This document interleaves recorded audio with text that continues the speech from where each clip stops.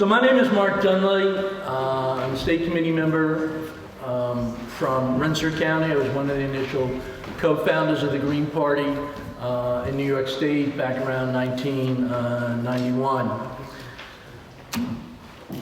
Is climate change real? Yeah. Out of here. Is climate change caused by burning fossil fuels? Yes. Do we need to take action now to stop the burning of fossil fuels in our state? Yes. Do we want New York to go to 100% clean energy as soon as possible by 2030? And should we divest the state pension funds from fossil fuels? That is the main reason that I'm running for this particular office with State Comptroller. For the last 5 years, I've helped coordinate the campaign, starting with 350.org and here in New York State and in New York City to divest fossil fuels from our pension funds. Since we started the campaign, we've managed to divest about $6 trillion worldwide from over 700 institutions. Earlier this year, we got New York City to say that they would divest from fossil fuels, but Tom DiNapoli, who is the sole trustee of the pension fund in New York State, refuses to do so. He says it's better to try to talk to Exxon because we hold $1 billion. Do you think talking to Exxon is going to get them to take action to keep their fossil fuels in the ground? No. Earlier this week, the State Assembly voted to table the bill that we've been working on for the last 4 years to divest. I want to challenge Tom DiNapoli as the sole trustee on the issue of divestment. I want to bring in other climate change issues. One of the other issues I've helped draft legislation here in New York State is to have a state carbon tax. Do we think that polluters should have to pay for burning fossil fuels and causing air pollution? Yes. And what I think the State Comptroller needs to do is I think the State Comptroller needs to stand up and begin to articulate a progressive economic policy. That we need to stop rebating the $16 billion of the stock transfer tax to Wall Street brokers and speculators and put that money back into our mass transit, into our schools, and our infrastructure. Yeah. Should we raise the taxes on the wealthy?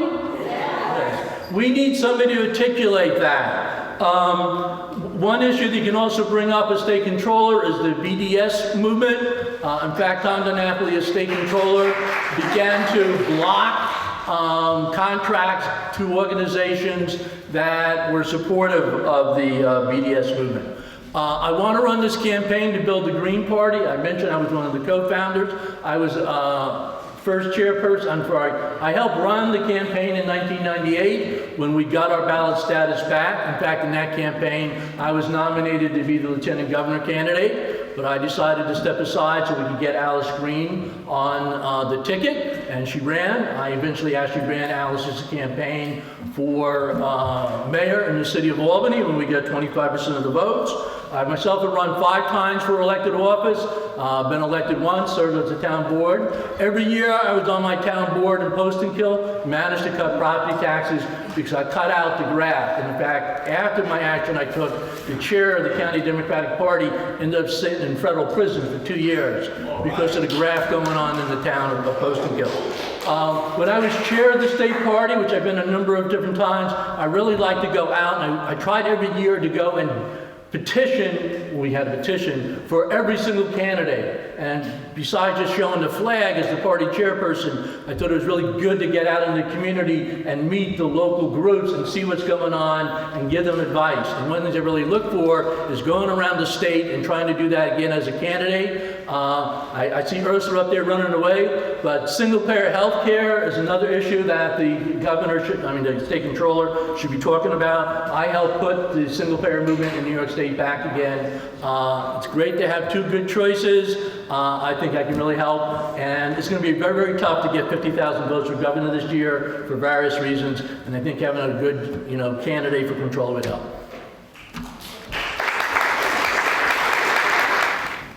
it's important, especially on climate change issues, to make a connection with the board. A lot of the fracking board connected, and a lot of what happens in New York State is connected to the military, drones, and these sorts of things. And the Pentagon is the single biggest polluter. We have 2 bases that fly a lot of missions that are obviously a big part of that as well. And so I think it would be very helpful to make that connection, and I wonder how you hope to address that issue in your campaign. Sure. One of the things I did 2 years ago, 3 years ago, I used to help the Green Shadow Cabinet at the national level along with Jill Stein. And so I did organize a national campaign and held a press conference down in Congress about trying to cut the military budget. And I can't remember if we were trying to cut it by 50% or 75%. I think I preferred 75% if I couldn't get some of the other groups to go that far. So, yes. That's not the answer to how. How? Well, I think one of the things is also, I think as a spokesperson for fiscal integrity in the state, is to point out the fact that, 58 cents of every dollar, or 62 cents of every dollar of our federal discretionary spending goes to the military. And that's starving our state and our communities for funds. And if we could cut the military budget down to, what we need to defend ourselves, not to be imperialistic, warmongers across the planet, that frees up money. And I want to talk about federal revenue sharing, but I do mention one of the other issues is state revenue sharing. Used to be at 8%. And one of the reasons we have all these cities and towns in upstate New York in fiscal distress is because state revenue sharing has been cut to about less than 1%. So I would like to restore that, and I view the articulation of cutting the military budget as part of that effort. Can you speak to the role of the controller in terms of providing true cost accounting to the legislature during the process? Well, that's a good question that I don't entirely have the answer to. That's why it's a good question. But I do think that the controller needs to be much more engaged in looking at the numbers as in this governor's budget and pointing out, for instance, why don't we have the Campaign for Fiscal Equity lawsuit to provide funding to local schools being fully implemented? Why isn't the controller standing up and raising that argument? And also, so much of the state budget, and I worked on the state budget for close to 40 years, both used to be co-founder of NIPERG. I was on the executive, the board of directors of the Fiscal Policy Institute, and also the work I did for 30 years or 28 years with the Hunger Action Network. I understand the budget, and there's a lot of hocus pocus that goes on in that budget presentation. Like, for instance, this year, how did we close a $4.5 billion deficit in the state budget by raising revenues of less than $500 million? It seems about a $4 billion amount of money being hidden someplace, and I think we need to get in there a lot closer and expose that. So that entirely answered your question, but it's a good question, and I'll follow up on it. So we're going to close the stack. We only have 2 minutes left. Tatiana. Hi, Mark. I was hoping you could kind of elaborate or describe how you plan to cut one, towns or local municipalities. I live in Waterloo, and after the State Comptroller came in and kind of analyzed everything, they're like, oh, we actually have no money, and raised the property taxes to 19.6% or something crazy like that. Obviously, everyone was not happy about it. But just kind of describe how this comptroller is going to be really, hopefully, tough on people who are doing things with our tax dollars. Right. Well, when I was on my town board in Post-and-Kill, I tried to get the town board to pass resolutions in favor of restoring the state revenue sharing. And in fact, there was a section of the law, Section 54 state finance law, that legally required the state to provide 8% of its funding to the local governments. And every year they used to pass the budget saying, notwithstanding Section 54 of the state finance law, here's what we're going to give you. Eventually they got tired of people like me screaming every year about that, so they just repealed that a couple years ago. I do think the state controller, when they do local audits, have to be willing to work with the towns to identify additional revenue sources. As I said, I cut taxes in my town every year I was on the town board, which is 4 years. But that's because we, went out and did things like, we required bids, look for additional federal, state grants that we might get. And a lot of these small towns and cities aren't connected to that government pipeline of funding, and it would be helpful if the controller was a little bit more available to assist these local communities in trying to identify. But I think revenue sharing, what happens in the state is we flatten out the state income tax. So it's really a flat income tax, whereas the income tax should be progressive. We need to raise the tax on the wealthy. And by flattening out the state income tax, we basically shifted a lot of the tax burden to the local governments, and the only thing local governments have is to raise the sales tax or the property tax, both of which are regressive taxes.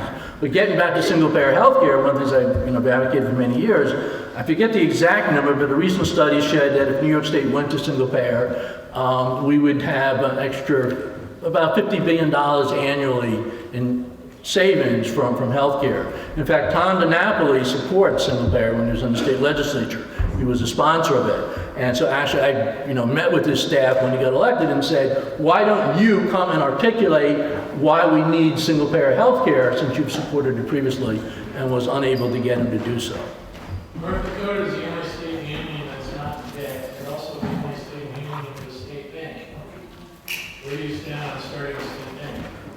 Strongly in favor of it. In fact, it's on my second edition of my piece of literature, Create a Public Bank.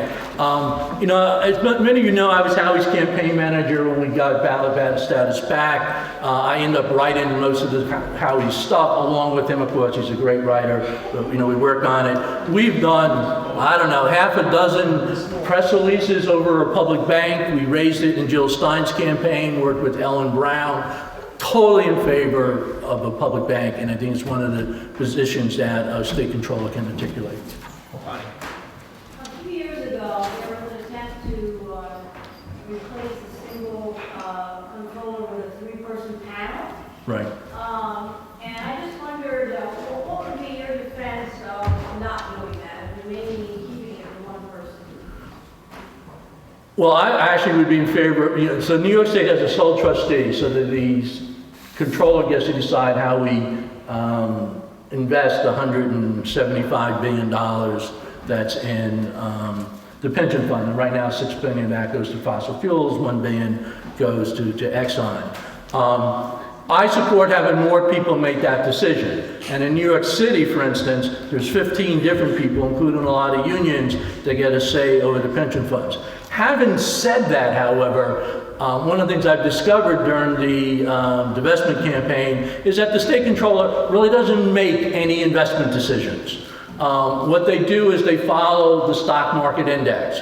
And so if 1% of the value of Wall Street is invested in Exxon, he puts 1% of the pension funds into Exxon. So they're all just index driven. So why are we spending so much money to pay for investors who basically say buy the indexes? And the assumption is basically the market beats all these financial investors. So let's just invest in the market and not waste money and lose money by going with investment decisions. But I do support expanding it beyond the sole trustee. Okay, as controller, you have the power to audit police departments. And the New York City Police Department gets a few $1 billion. I'm sure there's got to be some dirt in there. And also you can audit what they do with all this stuff they confiscate from the drug war. Right. That you have the power to do that. Right. So will you do that? Yes. And I thought you were going to ask me, do I support the legalization of marijuana? And the answer to that is yes, which we've been articulating for decades. But that's also a way to raise more revenue, in New York State. And I do think we need to oversee a little bit more with the, obviously there's a whole problem with how the, police department, how they operate. But what are they actually spending their money on? What type of equipment and stuff? Crime statistics, because they often defy the mayor, and this is to see if we can get them back in line. Right, and one thing just to close on, one thing I had worked on, did I do the wage step previously? The what? Okay, so one of the things at the Hunger Action Network I worked a lot was on wage step, and we steal, but about $1 billion a year is stolen out of wages, particularly in New York City from minimum wage workers. And so I did get the State Comptroller to do an audit of the New York State Labor Department as to why, if $1 billion is being stolen, they're only managing to collect 22 million of that $1 billion. And I thought that the Comptroller really whitewashed what the Labor Department was doing. So I would like to get into a lot of these agencies. And one of the other ones I've been pushing them to do for years is also to audit local Department of Social Services. And I did welfare rights for 30 years, and these counties routinely, knowingly violate the law. And the State Comptroller should be saying, these people are entitled to assistance, they should be getting it in a timely fashion, and stop your attitude and give them the benefits they're entitled to. That's it.